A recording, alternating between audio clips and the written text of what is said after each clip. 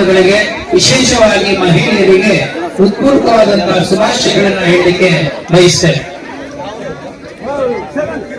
ನನಗೆ ಇಲ್ಲಿಗೆ ಬರುವಂತಹ ಸಂದರ್ಭ ನೋಡ್ತಾ ಇದ್ರೆ ಆಗ್ಲೇ ನಮಗೆ ಸುಗ್ಗಿ ಕಾಲ ಪ್ರಾರಂಭ ಆಗಿದೆ. ಸಂಕ್ರಾಂತಿಯನ್ನ ಅತ್ಯಂತ ಹೃದಯ ಸ್ಪರ್ಶಿಯಾಗಿ ಆಹ್ವಾನ ಮಾಡಿಕೊಳ್ಳುವ ಮೂಲಕ ಹೊಸ ವರ್ಷ ನಮ್ಮ ರೈತಾಪಿ ವರ್ಗದ ಅವರ ಜೀವನ ಎಲ್ಲವೂ ಕೂಡ ಸುಮಧುರವಾಗಿರ್ಲಿ ಅಂತಕ್ಕಂಥದ್ದು ಏನು ನಮ್ಮ ರೈತ ಸಂಘದ ಸಂಘಟಕರ ಆಶಯ ಇದೆ, ಆ ಆಶಯ ದೇವರ ಇಚ್ಛೆಯಿಂದ ಎಲ್ಲವೂ ಕೂಡ ನೆರವೇರಲಿ ಅಂತ ಹೇಳ್ತಾ, ಈಗಾಗಲೇ ಇಲ್ಲಿ ಸಾವಯವ ಗೊಬ್ಬರ ಮತ್ತು ಹೆಲ್ಮೆಟ್ ಅನ್ನ ಸಾಂಕೇತಿಕವಾಗಿ ರೈತರಿಗೆ, ಕೆಲವು ರೈತರಿಗೆ ನಾವು ಹಂಚೋದ್ರ ಮೂಲಕ, ಕೊಡೋದ್ರ ಮೂಲಕ ಎರಡು ಒಳ್ಳೆಯ ಸಂದೇಶವನ್ನ ನಾವು ಕೊಟ್ಟಿದ್ದೇವೆ. ಹೆಲ್ಮೆಟ್ ವಿಚಾರದಲ್ಲಿ ತಮಗೆಲ್ಲ ಗೊತ್ತಿದೆ, ನಾವು ನಮ್ಮ ಜೀವನ ನೋಡಿ, ಎರಡು ಬಹಳ ಮುಖ್ಯ. ಒಬ್ಬ ವ್ಯಕ್ತಿಗೆ ಜೀವ ಮತ್ತು ಜೀವನ ಇವೆರಡೂ ಕೂಡ ಶ್ರೇಷ್ಠವಾದದ್ದು. ಜೀವ ಇದ್ರೆ ಒಂದು ಉತ್ತಮವಾದ ಜೀವನವನ್ನು ನಡೆಸಬಹುದು. ಆ ಕಾರಣಕ್ಕಾಗಿ ನಮ್ಮ ಪೊಲೀಸ್ ಇಲಾಖೆಯಿಂದ ಜಿಲ್ಲಾ ಎಲ್ಲಾ ಕೇಂದ್ರಗಳಲ್ಲೂ ಏನು ಹೆಲ್ಮೆಟ್ ಅನ್ನ ಕಡ್ಡಾಯವಾಗಿ ಧರಿಸಿ ಆ ಮೂಲಕವಾಗಿ ನಿಮ್ಮ ಜೀವನ ರಕ್ಷಣೆ ಮಾಡಿಕೊಳ್ಳಿ ಅನ್ನುವಂಥ ಸಂದೇಶವನ್ನ ಏನು ನಮ್ಮ ಪೊಲೀಸ್ ಇಲಾಖೆಯಿಂದ ನಿಮಗೆಲ್ಲರಿಗೂ ರವಾನೆ ಮಾಡಿದ್ದಾರೆ. ಆ ಪ್ರಕಾರ ನಾವೆಲ್ಲರೂ ಕೂಡ ಯಾರೆಲ್ಲ ದ್ವಿಚಕ್ರ ವಾಹನಗಳನ್ನ ಬಳಸ್ತೀರಿ ಕಡ್ಡಾಯವಾಗಿ ಹೆಲ್ಮೆಟ್ ಅನ್ನು ಧರಿಸುವುದರ ಮೂಲಕ ಸಮಾಜಕ್ಕೆ ಉತ್ತಮವಾದ ಸಂದೇಶವನ್ನ ಕೊಡಬೇಕು ಅಂತ ಹೇಳಿ ಮತ್ತೊಮ್ಮೆ ನಾನು ನಿಮ್ಮಲ್ಲಿ ವಿನಂತಿಯನ್ನ ಮಾಡ್ಕೊತೀನಿ. ಎರಡನೇದು, ಈ ನಮ್ಮ ನಗರಸಭೆ ವತಿಯಿಂದ ಕೇವಲ ಕೋಲಾರ ಮಾತ್ರ ಅಲ್ಲ, ನಮ್ಮ ಜಿಲ್ಲೆಯ ಎಲ್ಲ ನಗರಸಭೆ ಮತ್ತು ಪುರಸಭೆ ಪಟ್ಟಣ ಪಂಚಾಯಿತಿಗಳಲ್ಲಿ ನಿಮಗೆ ಗೊತ್ತಿದೆ, ಮನುಷ್ಯ ಇದ್ದ ಕಡೆ ಗಲೀಜು ಇರುತ್ತೆ, ತ್ಯಾಜ್ಯ ಇರುತ್ತೆ, ಕಸ ಇರುತ್ತೆ. ಕಸ ಅಂತಂದ್ರೆ ನಾವೆಲ್ಲರೂ ಮೂಗು ಕುಡಿಯೋ ಜನ, ದೂರ ಹೋಗ್ಬಿಡ್ತೀವಿ, ಅಯ್ಯೋ ಕಸ ಇದೆಯಪ್ಪ ಬೇಡ ಅಂತ ಹೇಳ್ತೀವಿ. ನಾವು ಸಾಮಾನ್ಯವಾಗಿ ಕಸವನ್ನ ತೆಗೆದು ದಿನ ಮನೆಯನ್ನ ಸ್ವಚ್ಛ ಮಾಡಿದಾಗ ಕಸ ತೆಗೆದು ಊರಿಂದ ಆಚೆಗೆ ಹಾಕ್ತಿವಿ, ಮನೆಯಿಂದ ಆಚೆಗೆ ಹಾಕ್ತಿವಿ. ನನಗೆ ಎಷ್ಟೋ ಸಾರಿ ಅನಿಸಿದೆ ನಾವೆಂತ ದಡ್ಡರು ಅಂತ. ಯಾಕಂದ್ರೆ ಅದು ಕಸ ಮಾತ್ರ ಅಲ್ಲ, ಅದು ಗಲೀಜ್ ಮಾತ್ರ ಅಲ್ಲ, ಅದು ಒಂದು ಸಂಪನ್ಮೂಲ ಅಂತ ನಾವು ಅರ್ಥ ಮಾಡ್ಕೊಳ್ಳೋದಕ್ಕೆ ಬಹಳ ವರ್ಷ ಬೇಕಾಯ್ತು. ಸಂಪನ್ಮೂಲ ಅನ್ನೋದು ನಿಮ್ಗೆ ಅರ್ಥ ಆಗದೆ ಹೋದ್ರೆ ನಾನು ಇನ್ನೂ ಒಂದು ಅರ್ಥ ಹೇಳ್ತೀನಿ. ನಿಮ್ಗೆ ಅಷ್ಟಲಕ್ಷ್ಮಿಯರು ಅಂತ ಗೊತ್ತು ಅಲ್ವಾ? ಹೆಣ್ಮಕ್ಳು ಜಾಸ್ತಿ ಇದ್ದೀರಿ ನೀವು. ಕಸನೂ ಕೂಡ ಒಬ್ಬ ಲಕ್ಷ್ಮಿ ಅನ್ನೋದನ್ನ ನೀವು ಮರಿಬಾರ್ದು. ಕಸದಿಂದ ರಸ ಮಾಡೋದನ್ನ ನಿಮಗೆ ನಾರಾಯಣ ಗೌಡ್ರು ಹೇಳಿದ್ರು. ನನ್ನ ಪ್ರಕಾರ ಕಸ ಅಥವಾ ತ್ಯಾಜ್ಯ ಅನ್ನೋದು ಕೂಡ ನಮಗೆ ಆದಾಯವನ್ನು ತಂದುಕೊಡುವಂತ ಲಕ್ಷ್ಮಿ ಇದ್ದ ಹಾಗೆ. ಆ ಕಾರಣಕ್ಕಾಗಿ ಆ ಲಕ್ಷ್ಮಿಯನ್ನ ನಾವು ಗೌರವದಿಂದ ನೋಡಿಕೊಂಡಾಗ ಮಾತ್ರ ಅದು ಪುನರ್ಬಳಕೆಯ ರೂಪದಲ್ಲಿ ನಮ್ಮ ಮನೆಯ ಬಾಗಿಲಿಗೆ ಒಂದು ಸಾವಯವ ಗೊಬ್ಬರವಾಗಿ ಬಂದಾಗ ಮತ್ತೊಮ್ಮೆ ನಮ್ಮ ರೈತರ ಬದುಕಿನಲ್ಲಿ ಒಂದಷ್ಟು ಹಸನ್ಮುಖವನ್ನ, ಒಂದಷ್ಟು ನಗುವನ್ನ ಕಾಣಲಿಕ್ಕೆ ಸಾಧ್ಯವಾಗ್ತದೆ. ನಮ್ಮ ನಗರಸಭೆ ವತಿಯಿಂದ ನಿಮಗೆ ಗೊತ್ತಿದೆ, ಇಡೀ ನಗರದಲ್ಲಿ ಉತ್ಪತ್ತಿ ಆಗ್ತಕ್ಕಂಥ ತ್ಯಾಜ್ಯ, ಎಲ್ಲಾ ತರದ ತ್ಯಾಜ್ಯವನ್ನ ಉತ್ಪತ್ತಿ ಮಾಡುತ್ತೆ ಒಂದು ನಗರ.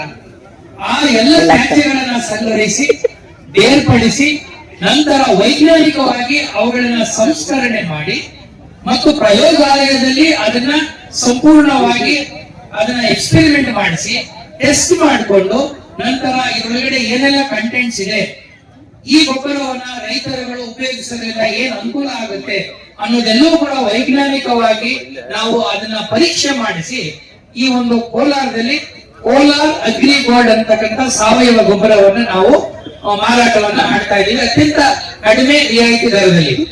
ಈ ವಿಚಾರ ನಾನು ನಾರಾಯಣ ಗೌಡ್ರ ಹತ್ರ ಮಾತಾಡ್ತಾ ಪ್ರಾಸಂಗಿಕವಾಗಿ ಹೇಳಿದೆ, ಆದ್ರೆ ಅದ್ರ ಬಗ್ಗೆ ಅವರಿಗೆ ಹೆಚ್ಚು ಮಾಹಿತಿ ಇರಲಿಲ್ಲ.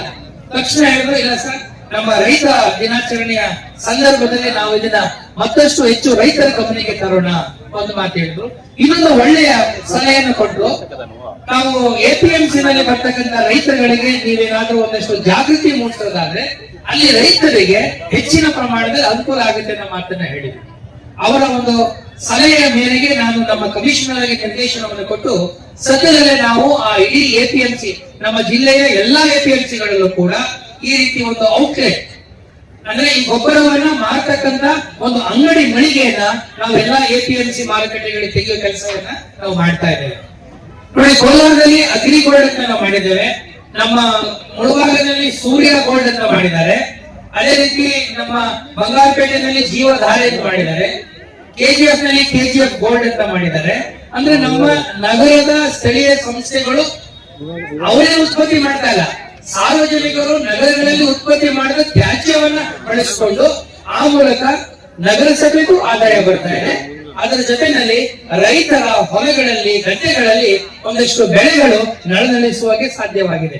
ವಿಶೇಷವಾಗಿ ನಮ್ಮ ರೈತರು ನೋಡಿ ಇಷ್ಟೊಂದು ತರಕಾರಿಗಳು ಹಣ್ಣುಗಳು ಬೆಳೀತಾ ಇದೆ.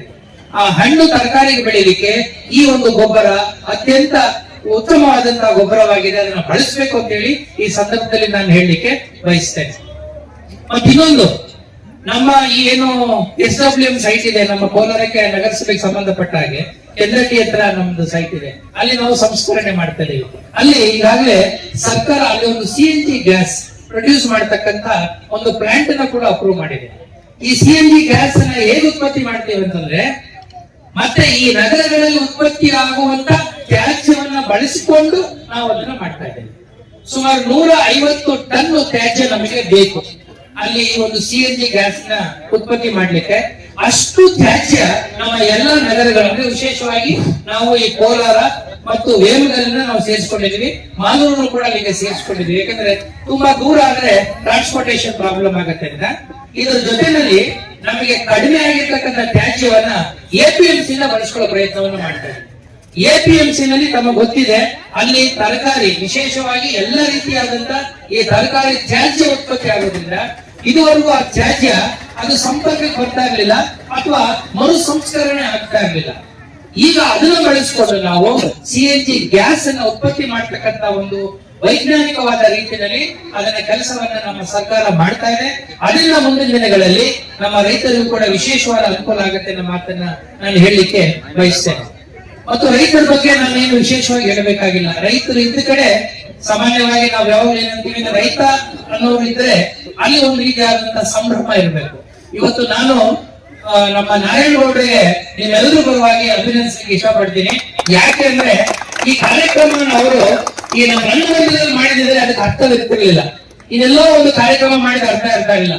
ರೈತರ ನಡುವೆ ಅವರ ಮಾರುಕಟ್ಟೆನಲ್ಲಿ ಅವರ ಜೊತೆ ಕೂತು ಅವರ ಸಮಸ್ಯೆಗಳ ಬಗ್ಗೆ ಮಾತಾಡೋದು, ಅವರ ಕಷ್ಟ ಸುಖಗಳ ಬಗ್ಗೆ ಚರ್ಚೆ ಮಾಡೋದಿದೆಯಲ್ಲ, ಇದು ನನ್ನ ಪ್ರಕಾರ ನಿಜವಾಗ್ಲೂ ನಾವು ಮಾಡ್ತಕ್ಕಂಥ ಕೆಲಸ. ನೀವು ಮಾಡಿದ್ದೀರಿ. ಅದಕ್ಕೆ ರೈತ ಸಂಘದ ಎಲ್ಲರನ್ನೂ ಕೂಡ ಈ ಸಂದರ್ಭದಲ್ಲಿ ನಾನು ಅಭಿನಂದಿಸಲಿಕ್ಕೆ ನಾನು ಇಷ್ಟಪಡ್ತೇನೆ. ರೈತರು ಅಂದ ಮೇಲೆ ಸಾಮಾನ್ಯವಾಗಿ ನಿಮಗೆ ಗೊತ್ತಿದೆ, ಇಡೀ ಜಗತ್ತು ಇಡೀ ದೇಶದ ಒಂದು ಭಾರ ಅವ್ರ ಮೇಲೆ ಇರ್ತವೆ. ಅವರು ನಿಜ ನಮ್ಗೆಲ್ಲರೂ ಅನ್ನದಾತರು. ಕೋಲಾರ ಅಂತಂದ ಮೇಲೆ ನಿಮಗೆ ನಮ್ಮಲ್ಲಿ ನದಿಯೇ ಇಲ್ಲತಕ್ಕಂತ ಜಿಲ್ಲೆಗಳಲ್ಲಿ ಕೋಲಾರವು ಕೂಡ ಒಂದು. ನದಿ ಇಲ್ಲದೆ ಹೋದ್ರು ಕೂಡ ನಮ್ಮ ಕೆರೆಗಳು ನಮ್ಮ ಜೀವನಕ್ಕೆ ಬಹಳ ದೊಡ್ಡ ಒಂದು ಜೀವನಾಡಿಗಳಾಗಿದೆ. ಕೆರೆಗಳು ನಮ್ಮ ಸಾಂಸ್ಕೃತಿಕ ಬದುಕನ್ನು ಕಟ್ಟಿಕೊಟ್ಟಿದೆ, ನಮ್ಮ ಸಾಮಾಜಿಕ ಬದುಕನ್ನು ಕಟ್ಟಿಕೊಟ್ಟಿದೆ, ಆರ್ಥಿಕವಾದ ಜೀವನವನ್ನ ಕಟ್ಟಿಕೊಟ್ಟಿದೆ. ಈ ಕೆರೆಗಳನ್ನ ಉಪಯೋಗಿಸಿಕೊಂಡು ನೀರನ್ನ ಹನಿ ಹನಿಯಾಗಿ ಅಮೃತದ ರೀತಿಯಲ್ಲಿ ಬಳಸಿಕೊಳ್ಳುವ ರೀತಿಯಲ್ಲಿ ಇಡೀ ರಾಜ್ಯಕ್ಕೆ ದೇಶಕ್ಕೆ ಮಾದರಿಯಾಗಿರ್ತಕ್ಕಂಥ ರೈತರು ಅಂದ್ರೆ ನಮ್ಮ ಕೋಲಾರದ ರೈತರು. ಹಾಗಾಗಿ ನಮಗೆ ನೀರು ಸಮಸ್ಯೆ ಬರುವುದಿಲ್ಲ. ಆದ್ರೆ ಆ ಕಡಿಮೆ ಇರ್ತಕ್ಕಂಥ ನೀರನ್ನ ಎಷ್ಟು ಯೋಗ್ಯವಾಗಿ ಸಮರ್ಥವಾಗಿ ಬಳಸಿಕೊಳ್ಳಬಹುದು ಅನ್ನೋದ್ರ ಮೂಲಕ ಇಡೀ ಬೆಂಗಳೂರು ನಗರಕ್ಕೆ ನಾವು ತಾಜಾ ತರಕಾರಿಗಳು ಕಳಿಸ್ತೇವೆ, ಹಾಲು ಕಳಿಸ್ತೇವೆ, ರೇಷ್ಮೆ ಬೆಳಿತೇವೆ ಮತ್ತು ಇಡೀ ದೇಶಕ್ಕೆ ಅಲ್ಲ ಇಡೀ ಜಗತ್ತಿಗೆನೆ ಸಿಹಿಯಾಗಿರ್ಲಿ ಅಂತ ಸಿಹಿಯಾದ ಮಾವು ಕೊಡ್ತೇವೆ. ನಾವು ಇನ್ನೇನ್ ಕೊಡಬೇಕು ಹೇಳಿ ಈ ಜನ? ಎಲ್ಲವನ್ನೂ ಕೊಟ್ಟು ಆದ್ರೆ ನನಗೆ ನನ್ನ ಬಗ್ಗೆ ಏನು ಯೋಚನೆ ಮಾಡದಿರ್ತಕ್ಕಂಥದ್ದೆಲ್ಲ ಅದು ನಿಜವಾದಂತಹ ರೈತರ ಒಂದು ದೊಡ್ಡ ಗುಣ ಅಂತ ಅನಿಸುತ್ತೆ. ಇಂಥ ರೈತರನ್ನ ನಾವು ಹಾಗೆ ಕೈ ಬಿಡಬಾರ್ದು. ಅವರ ಜೀವನ ಹಸನಾಗಬೇಕಾದ್ರೆ, ಅವರ ಬದುಕು ಹಸನಾಗಬೇಕಾದ್ರೆ ಈ ರೈತರ ಮತ್ತು ಕೃಷಿಗೆ ಸಂಬಂಧಪಟ್ಟಂತ ಅನೇಕ ಸಮಸ್ಯೆಗಳಿವೆ. ಆ ಸಮಸ್ಯೆಗಳು ಬಗೆಹರಿಸುವ ದಿಕ್ಕಿನಲ್ಲಿ ನಾವೆಲ್ಲರೂ ಒಟ್ಟುಗೂಡಬೇಕು ಅನ್ನೋ ಮಾತನ್ನ ನಾನು ಹೇಳ್ತೇನೆ. ನಿಜ, ಈಗ ರೈತರ ವಿಚಾರದಲ್ಲಿ ಬಂದಾಗ ನೀರಿನ ವಿಚಾರ ಆಗ್ಬಹುದು, ಅಥವಾ ಈಗ ನಿಮ್ಗೆ ಗೊತ್ತಿದೆ, ನಾನು ಮೊನ್ನೆ ಕೂಡ ಯೋಚನೆ ಮಾಡ್ತಾ ಇದ್ದೆ, KC ವ್ಯಾಲಿ ಬಂದ ನಂತರದಲ್ಲಿ ಅದು ಒಳ್ಳೆದು ಕೆಟ್ಟದ ಬಗ್ಗೆ ನಾನು ಮಾತಾಡಕ್ ಹೋಗುದಿಲ್ಲ. ಆದ್ರೆ ನಾನು ಮೊನ್ನೆ ಇಲ್ಲಿ ನಮ್ಮ ಗಾಂಧಿನಗರದಲ್ಲಿ ಕೆರೆಯ ಪಕ್ಕದಲ್ಲಿ ಒಂದು ಬೋರ್ ತೆಗೆದ್ರು ನಮ್ಮ ನಿಗಮದಿಂದ.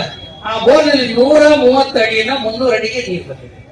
130 ಅಡಿಗೆ ಫಸ್ಟ್ ನೀರು ಸಿಕ್ಕಿದೆ.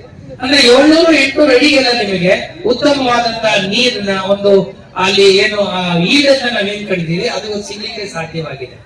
ಈಗ ನನಗೆ ಗೊತ್ತು ರೈತರ ಜೀವನ ಅಷ್ಟು ಸುಲಭ ಅಲ್ಲ. ಯಾಕಂದ್ರೆ ಹವಾಗುಣದ ವಿಚಾರಗಳು ಬಂದಾಗ, ಮಳೆಯ ವಿಚಾರಗಳು ಬಂದಾಗ, ಶೀತಗಾಳಿಗಳು ಬಂದಾಗ ನಾವು ಈ ಸರಿ ಬಿತ್ತನೆಯಿಂದ ರೈತರಿಗೆ ಮೋಸ ಆಗೋಗುತ್ತೆ.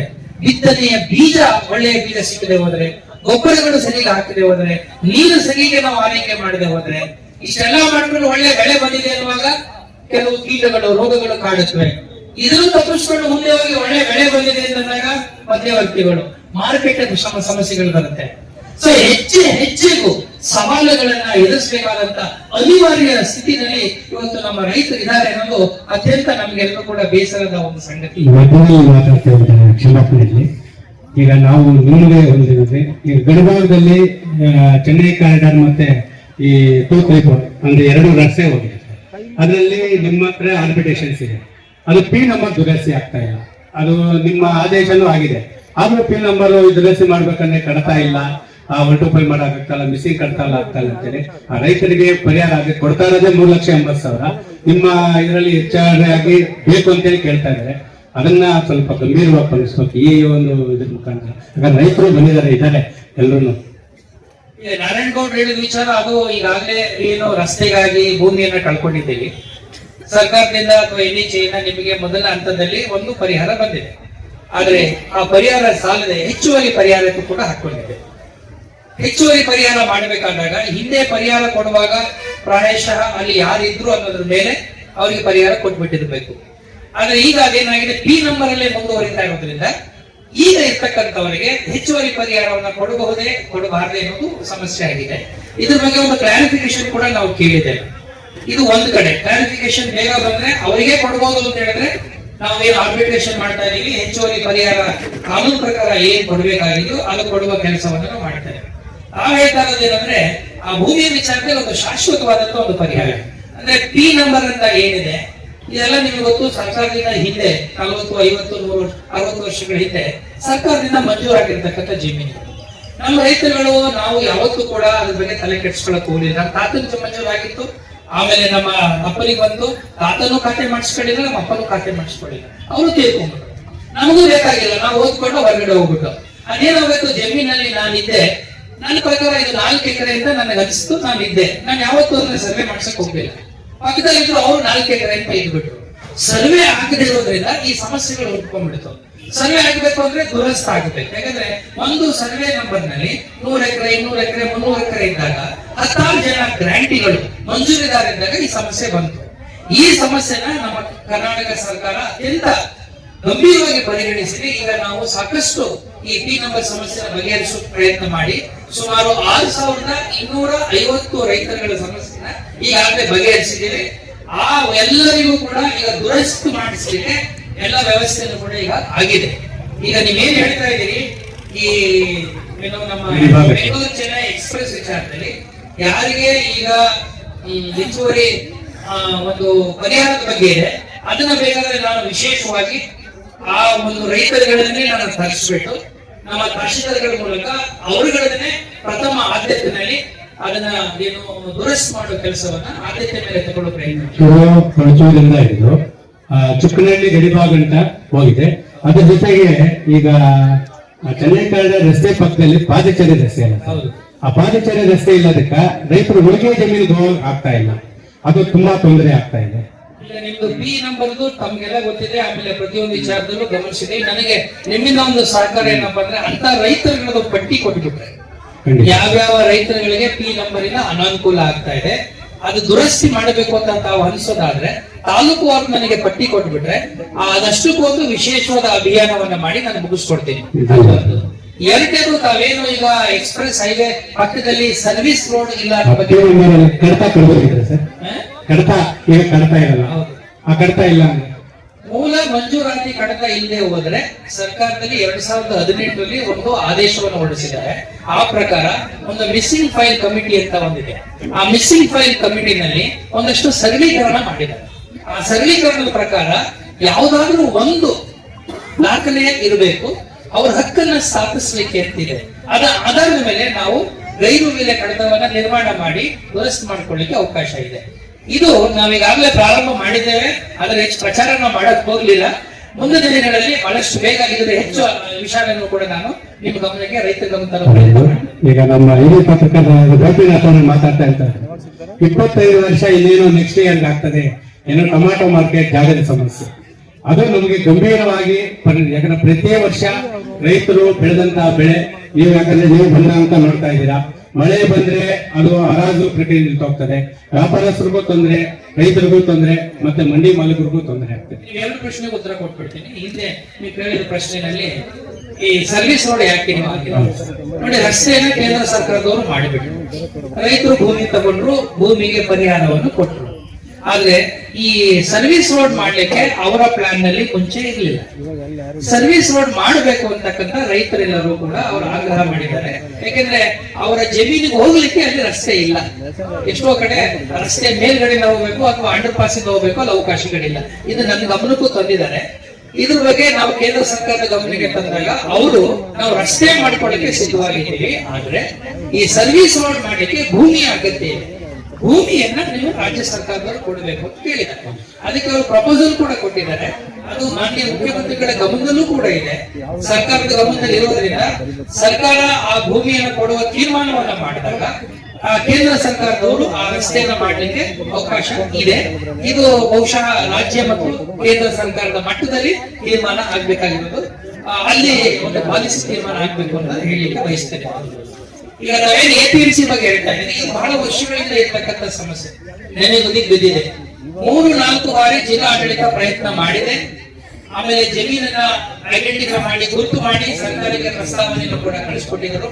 ಯಾವುದಾದ್ರು ಕಾರಣಗಳಿಗಾಗಿ, ಅಲ್ಲಿ ಕೆರೆ ಇದೆ ಅಂತಾನೋ ಅಥವಾ ಫಾರೆಸ್ಟ್ ಇದೆ ಕಾರಣಕ್ಕಾಗಿ ಅಲ್ಲಿ ಜಮೀನನ್ನ ಮಂಜೂರು ಮಾಡ್ಲಿಕ್ಕೆ ಆಗಿಲ್ಲ. ಈಗ ಇರ್ತಕ್ಕಂಥ ನಮ್ಮ APMC ಮಾರುಕಟ್ಟೆ ಬರೀ 19-18 ಎಕರೆ ಅಷ್ಟೇ ಇರೋದು, 20 ಏಕರ್ಸ್ ಇದೆ. ಅಲ್ಲಿ ಇಡೀ ಏಷ್ಯಾದಲ್ಲೇ ಬಹಳ ದೊಡ್ಡ ಮಾರುಕಟ್ಟೆ ಅಂತ ನಾವು ಹೇಳ್ತೀವಿ. ಇಡೀ ಜಗತ್ತಿಗೆ ನಾವು ಟೊಮೊಟೊ ಕಳಿಸ್ತಾ ಇದ್ದೀವಿ. ಆದ್ರೆ ಅಲ್ಲಿ ರೈತರಿಗೂ ಬಹಳ ಸಮಸ್ಯೆ ಇದೆ, ವರ್ತಕರಿಗೆ ಬಹಳ ಸಮಸ್ಯೆ ಇದೆ ಅಂತ ಗೊತ್ತಿದ್ದು ಈಗಾಗಲೇ ನಾವು ಪ್ರಯತ್ನವನ್ನು ಮಾಡಿ ಸರ್ಕಾರಕ್ಕೆ ಪ್ರಸ್ತಾವನೆ ಕಳಿಸಿಕೊಟ್ಟಿದ್ದೇವೆ. 100 ಎಕರೆಯನ್ನ ನಮ್ಮ ರೈತರು ಕೇಳ್ತಾ ಇದ್ದಾರೆ, ನಮ್ಮ APMC ಮಾರ್ಕೆಟ್ ಬೇಕು ಅಂತ. ಈಗಾಗಲೇ 60 ಎಕರೆಗೆ ಪ್ರಸ್ತಾವನೆಯನ್ನ ಸರ್ಕಾರಕ್ಕೆ ಕಳಿಸಿಕೊಟ್ಟಿದ್ದೇವೆ. ಇನ್ನೂ 20 ಎಕರೆಗೆ ನಾವು ಫಾರೆಸ್ಟ್ ಇಂದ ಪಡ್ಕೊಳ್ಳೋ ಪ್ರಯತ್ನವನ್ನು ಕೂಡ ಮಾಡ್ತೇವೆ. ಬಹುಶಃ ಸರ್ಕಾರದಿಂದ ಅನುಮೋದನೆ ಆದ ನಂತರ ನಾನು ಅಧಿಕೃತವಾಗಿ ನಿಮಗೆ ಆ ವಿಚಾರವನ್ನ ಹೇಳಲಿಕ್ಕೆ ಬಯಸ್ತೇನೆ. ಪ್ರತಿ ಸಾರಿನೂ ಒಂದೇ ಅಂತ ಇವರು ಹೇಳಿದ್ರು, ಯಾಕಂದ್ರೆ ಚಲನವಲಯದಾಯ್ತು, ಆಮೇಲೆ ಇದಾಯ್ತು. ಈಗ ನೀವೇನೋ ಈ ನಿಮ್ಮ ಅವಧಿಯಲ್ಲೇ ಮಾರ್ಕೆಟ್ ಅಭಿವೃದ್ಧಿ ಆಗ್ಬಿಡ್ಲಿ ಅಂತೇಳಿ ನಮ್ಮ ಆಸೆ. ಇಲ್ಲ, ನಿಮ್ಮ ಆಸೆ ಸದ್ಯದಲ್ಲೇ ಕೈಗೂಡ್ಲಿ ಅಂತೇಳಿ ಆ ಮಾತಿಗೆ ಬೇಡ್ಕೊಳ್ಳಿ, ಎಲ್ಲ ಒಳ್ಳೇದಾಗುತ್ತೆ. ಖಂಡಿತವಾಗ್ಲೂ ಸರ್. ಇಷ್ಟು ದಿನ ಕಾಯ್ದಿದ್ರಂತೆ, ಇನ್ನೊಂದು ಸ್ವಲ್ಪ ದಿನಗಳ ತಡ್ಕೊಳ್ಳಿ. ಪ್ರಾಯಶಃ ನನಗನ್ಸುತ್ತೆ ಈ ವರ್ಷ ಮುಗಿತಾ ಇದ್ದಂಗೆ ಹೊಸ ವರ್ಷದಲ್ಲಿ ಒಂದು ಶುಭ ಸುದ್ದಿ ತಮ್ಮೆಲ್ಲರಿಗೂ ಕೀರ್ತಾರೆ. ಅದೇ ರೀತಿ ಈಗ ಇಲ್ಲೇ ಮಾರ್ಕೆಟ್ ಅಲ್ಲಿ ಹೂ ಮಾರ್ಕೆಟ್ ಇದೆ, ಹೂ ಮಾರ್ಕೆಟ್ಗೆ ಒಂದು ಅವಕಾಶ, ಯಾಕಂದ್ರೆ ಇದೆ ಈ ಕಡೆ ಇದು ಸುಮಾರು ವರ್ಷಗಳಿಂದ ಹಂಗೆ ಇದೆ ಸರ್, ಇದು ಉಪಯೋಗಿಸ್ತಾ ಇಲ್ಲ. ಇದು ಡೆವಲಪ್ಮೆಂಟ್ ಆಗ್ತಾ ಇದೆ. ಈಗ ನೋಡಿ, ಇಲ್ಲಿರ್ತಕ್ಕಂಥ ಮಾರುಕಟ್ಟೆನ APMC ಮಾರ್ಕೆಟ್ ಹೊಸ ಮಾರ್ಕೆಟ್ಗೆ ಶಿಫ್ಟ್ ಆದಾಗ ಆ ಮಾರ್ಕೆಟ್ ಅನ್ನ ನಾವು ಬಳಸ್ಕೋಬೇಕಾಗತ್ತೆ. ಆ ಮಾರ್ಕೆಟ್ ಬಳಸ್ಕೊಳ್ಳೋದಕ್ಕೆ ಏನ್ ಮಾಡ್ತೀರಿ ಅಂತ ನಾವು ಸರ್ಕಾರದವರು ನಮ್ಮಲ್ಲಿ ಕೇಳಿದ್ದಾರೆ. ಅದ್ರ ಬಗ್ಗೆ ಸದ್ಯದಲ್ಲಿ ನಾವು ತೀರ್ಮಾನ ತಗೋತೀವಿ. ಮತ್ತೆ ಈಗ ನಾವೇನ್ ಜಾಗದಲ್ಲಿ ಇದ್ದೀವಿ, ಇದು ಹಳೆ ಬಸ್ ಸ್ಟ್ಯಾಂಡ್, ಈ ಬಸ್ ಸ್ಟ್ಯಾಂಡ್ ನ ಅಭಿವೃದ್ಧಿ ಮಾಡ್ಲಿಕ್ಕೋಸ್ಕರ ಈಗಾಗಲೇ ಸರ್ಕಾರದಿಂದ 13 ಕೋಟಿನಲ್ಲಿ DPR ಸಿದ್ಧಪಡಿಸಲಾಗಿದೆ. ಸದ್ಯದಲ್ಲೇ ಅದು ಕಾಮಗಾರಿ ಕೆಲಸ ಪ್ರಾರಂಭ ಆಗುತ್ತೆ, ಒಂದು ಬಸ್ ಸ್ಟ್ಯಾಂಡ್ ಬರುತ್ತೆ. ಮತ್ತೆ ಏನು ಇಲ್ಲಿ ವರ್ತಕರಿದ್ದಾರೆ, ಎಲ್ಲಾ ವರ್ತಕರುಗಳು ಕೂಡ ಇಲ್ಲಿ ಮಳಿಗೆ, ಒಂದು ಸುಸಜ್ಜಿತವಾದ ಮಳಿಗೆಗಳನ್ನ ಇಲ್ಲಿ ನಿರ್ಮಾಣ ಮಾಡಿಕೊಡೋ ಕೆಲಸ ಆಗುತ್ತೆ. ಇದಕ್ಕೆ ಒಂದು ಉತ್ತಮವಾದಂತ ಒಂದು ರೂಪ ಇನ್ನು ಕೆಲವೇ ತಿಂಗಳುಗಳಲ್ಲಿ, ವರ್ಷದಲ್ಲಿ ಇಲ್ಲಿ ಆಗುತ್ತೆ. ದಯವಿಟ್ಟು ಇಲ್ಲಿ ಎಷ್ಟೇ ಮಾರ್ಕೆಟ್ ಅನ್ನ ಅಭಿವೃದ್ಧಿಪಡಿಸಿ, ಹೋಮ್ ಮಾರ್ಕೆಟ್ ಅನ್ನ ಬೇರೆ ಕಡೆ ಸಲ, ಯಾಕಂದ್ರೆ ಹೃದಯ ಭಾಗದಲ್ಲಿ ಇದ್ರೆ ಇಲ್ಲಿ ಅನುಕೂಲ ಆಗ್ತದೆ ಅಂತೇಳಿ ನಮ್ಮ ಚರ್ಚೆ ಮಾಡೋಣ ಅದ್ರ ಬಗ್ಗೆ, ಶಿಫ್ಟಿಂಗ್ ಬಗ್ಗೆ. ಸೊ ಇವತ್ತಿನ ಈ ಸಂದರ್ಭದಲ್ಲಿ ಮತ್ತೊಮ್ಮೆ ನಾನು ನಿಮ್ಮೆಲ್ಲರಿಗೂ ಶುಭಾಶಯಗಳನ್ನ ವ್ಯಕ್ತಪಡಿಸ್ತೀನಿ. ಏನೇ ಕಷ್ಟಗಳಿರ್ಬೋದು, ಏನೇ ಸಮಸ್ಯೆಗಳಿರ್ಬೋದು, ನೀವೆಲ್ಲ ಕಷ್ಟಗಳಿನ ಸಮಸ್ಯೆಗಳಿಂದ ರೈತರು ಹೊಟ್ಟೆಗೆ ಹಾಕೊಂಡು ಬೇರೆಯವರು ನಗಲಿ ಅಂತಕ್ಕಂಥ ನಿಮ್ಮ ಒಂದು ದೃಷ್ಟಿಕೋನ ಇದೆಯಲ್ಲ, ಧೋರಣೆ ಇದೆಯಲ್ಲ, ಭಗವಂತ ನಮ್ಮೆಲ್ಲರನ್ನೂ ಕಾಪಾಡಿ. ಈ ಸಾರಿ ಒಳ್ಳೆ ಮಳೆ ಆಗಿದೆ, ಅಕ್ಟೋಬರ್ ತಿಂಗಳಿಂದ ತಾವು ಗಮನಿಸಿರ್ಬೇಕು. ಕೆರೆ 301 ಕೆರೆಗಳು ಈ ಬಾರಿ ತುಂಬಿದೆ ನಮ್ಮ ಜಿಲ್ಲೆ. 301 ಕೆರೆಗಳು ಈ ಬಾರಿ 100% ತುಂಬಿದೆ, ಎಕ್ಸೆಪ್ಟ್ ಬಂಗಾರಪೇಟೆಯಲ್ಲಿ ಯಾವ ಕೆರೆ ತುಂಬಿಲ್ಲ, 70-75% ತುಂಬಿದೆ. ಕೆರೆಗಳು ತುಂಬಬೇಕು, ನೀರಿರ್ಬೇಕು. ನೀರು ಅಂದ್ರೆ ಜಲ, ಜಲ ಅಂದ್ರೆ ಜೀವ, ಜಲ ಇದ್ದ ಕಡೆ ನಮ್ಮ ಜೀವನ ಕೂಡ ಸಮೃದ್ಧಿಯಾಗಿರುತ್ತೆ ನಮ್ಮ ಮಾತನ್ನು ಹೇಳ್ತಾ ಮತ್ತೊಮ್ಮೆ ಇವತ್ತಿನ ದಿನದ ವಿಶೇಷ ಸಂದರ್ಭದಲ್ಲಿ ನಿಮ್ಮೆಲ್ಲರೂ ಕೂಡ ಅಭಿನಂದಿಸಲು ಬಯಸ್ತೇನೆ. ನಮಸ್ಕಾರ. ಧನ್ಯವಾದಗಳು ಸರ್. ಅದರಂತೆ ಮಾನ್ಯ ಜಿಲ್ಲಾಧಿಕಾರಿಗಳ ಬಗ್ಗೆ ಒಂದೆರಡು ಮಾತಾಡ್ಬೇಕು. ಯಾಕಂದ್ರೆ ಚೆನ್ನೈ ಕಾರಿಡಾರ್ಗೆ ಅವರ ಮರಗಿಡಗಳ ಪರಿಹಾರ ಸರ್ ಬಿಡುಗಡೆ ಆಗಿಲ್ಲ ಅಂದಾಗ ಖಂಡಿತವಾಗ್ಲೂ ಅವರು ಮುಂದೆ ನಿಲ್ಲಿಸೋ ಆ ಒಂದು ಚುಕ್ಕನಹಳ್ಳಿ ಮತ್ತು ಏತರಹಳ್ಳಿ ರೈತರಿಗೆ ಅವ್ರ ಬಾಳ್ನಲ್ಲಿ ಬೆಳೆದುಕೊಟ್ರು.